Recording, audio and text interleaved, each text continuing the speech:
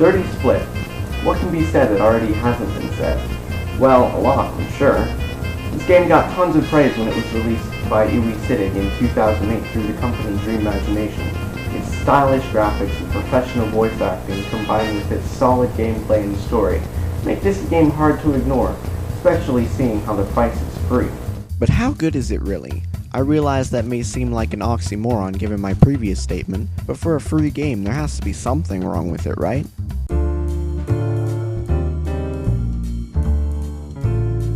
So we start out with a phone call by Mrs. Vanderbilt, who actually seems very calm for the situation she's in. Hello. Good afternoon. Am I speaking with Mr. Baxter? This is he. This is Genevieve Vanderbilt. I require your professional help in a delicate matter.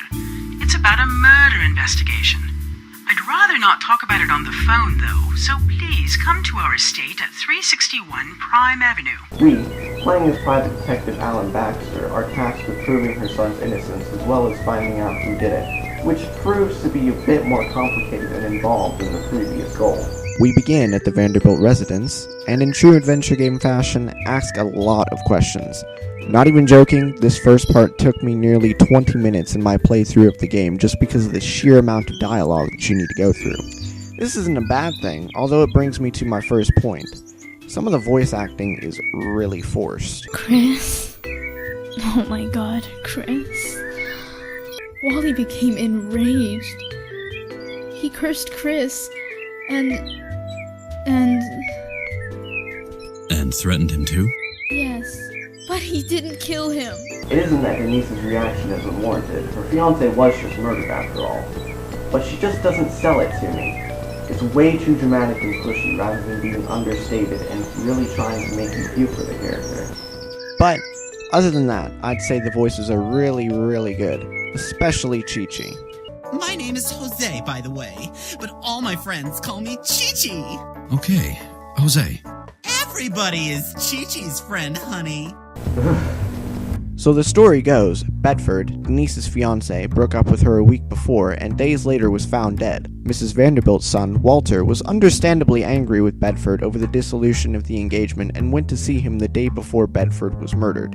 Walter denies killing Bedford, saying that he wasn't that angry. We go through a few more sections of gameplay and end up in Vegas, where Bedford's only client outside of LA lives. We talk to her and find out that the last time Bedford was there was a week before, when he was supposedly still in Los Angeles, holed up in his office. Through a bit more sleuthing, we find out Bedford actually has a... Well, the game is free after all. Go download it. Go. Now.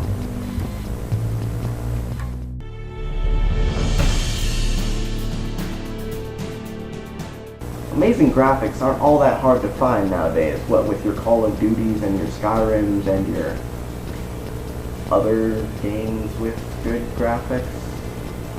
But, with that said, to see a free game with such polished graphics as these, what's to hate? The angular character designs suit the tone of the game quite nicely, and the backgrounds manage to be simple and yet very complex at the same time. If, you know, that's even a thing. Is that a thing? Anyway, along with said awesome graphics comes the aforementioned voice work as well. Philip Sacramento lends his talents to the voice of Alan Baxter, and C.C. Peterson voices Mrs. Vanderbilt. Interestingly enough, Sacramento also did the voice work of Chi-Chi, who is pretty much the exact opposite of Baxter voice-wise. Did Dr. Bedford have any enemies? Darling, gray suit and stress lines? Oh, you must either be a salesman or a private dick. Seriously though, these guys did some really amazing work. Like, super amazing. Like, Slap Your Mama and Call Me Sally, those biscuits were good amazing. Yeah, not good. Unfortunately, I do need to touch on some things that weren't done so well, even if they only happen once or twice in the game. I wouldn't normally do that, but immersion is a huge thing in any game, especially one such as this. So, first things first, there are some animation glitches. Oddly enough, characters still do their idle animations while you're talking to them. Late in the game, I came across a very obvious animation error that seemed pretty hard to miss. Maybe I just started talking at the wrong time, but either way, it's there. Then why did you marry him? Good question. I can hardly remember myself what it was that attracted me to him in the first place. Another issue is some of the character placements. I was leaving an area, and Baxter decided to talk to himself, as many characters in adventure games do. This time, though, instead of stopping short of the screen boundary, Baxter walked until half his face was cut off by the edge of the screen and then began to talk. I'm afraid it would take the police too long to track him down. As I stated before, immersion is a huge thing in games, so why would someone leave a mistake as blatant as this in the game? I wanted to flee. Have the world believe I was dead. For a while, it worked too. This guy's voice is coming out of this guy's mouth. And this is literally 10 minutes from the end of the game. I tried to get back into it, but with so little time left, it was hard to. But don't let this affect your playthrough of the game, though, should you choose to have one. This is still a lovingly crafted game and a great homage to the adventure games of old.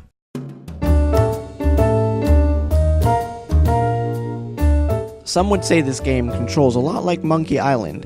They would not be wrong. However, along with the stereotypical my pockets must be bulging because I have like a bajillion things in them is one actually pretty intuitive feature, the one button action button.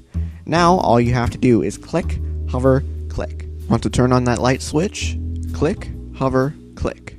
Want to use a funnel and an oxygen tank to create an avalanche to presumably kill some guys that are coming after you? Click, hover, click. It's that simple.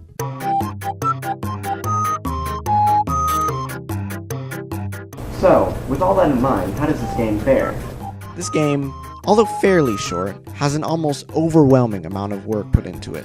Dream Imagination, or rather, and forgive my pronunciation, Uwe Sittig, really put his heart and soul into this game, and it turned out all the better for it. Did I mention that it's free? Oh yeah, and the game gets an 8 out of 10. Of the graphics. Stuff.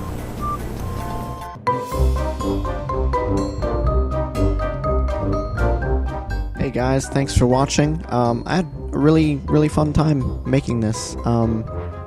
Videos up there, you can see the first part of Portal 2 that I did with my friend Sierra, and the newest Halo. If you want to see more of these, like and subscribe.